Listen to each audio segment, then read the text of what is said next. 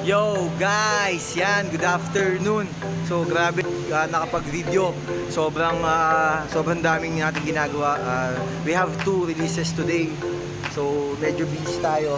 Ito yung unit ng client natin. Yan, dyan na.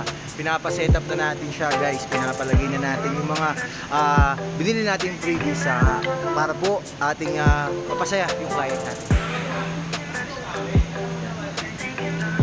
So yan guys, so yan. Yan guys, yan. Ito yung stockyard natin guys. Pag may mga clients tayo dyan na namumroblema sa unit, yan. Tignan nyo naman kung gaano kadami ang on-hand units natin guys ha.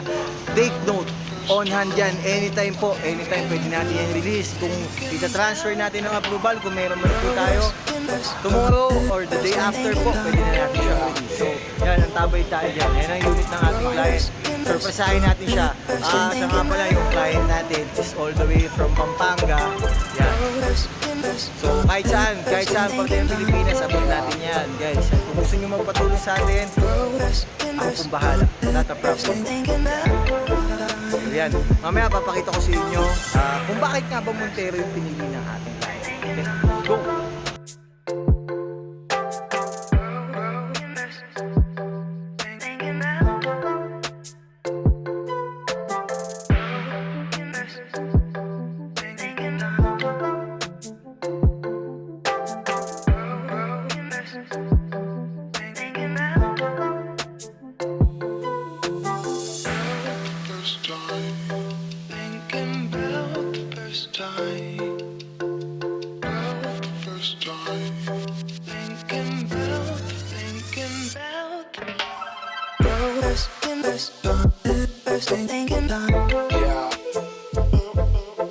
Yo guys, yan.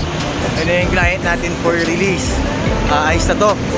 So, bibigay tayo. Ito na yung ano niya, unit. Yan. Yan, ganyan natin guys. So, napakaganda. Sumay. Client from Pampanga yan guys. Client from Pampanga. Hello guys, good afternoon po. Yan, meron tayong mga client from Pampanga. Yan sir, bakit po napili nyo yung Montero natin dito? Sir, Husay kasi, tingin ko maganda siya, parang naka-luxury. Luxury car na po, ano po. Kamusta tita yung service naman po natin bilang ahente nyo po sa ating sa transaction po natin, kamusta naman po? Ay, very good. Ngayon lang kami naglakad.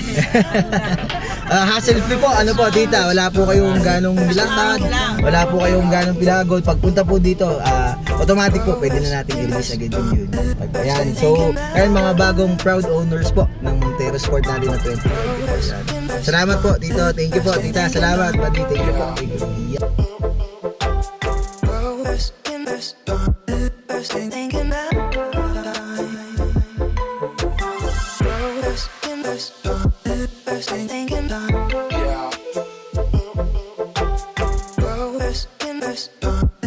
Thinking about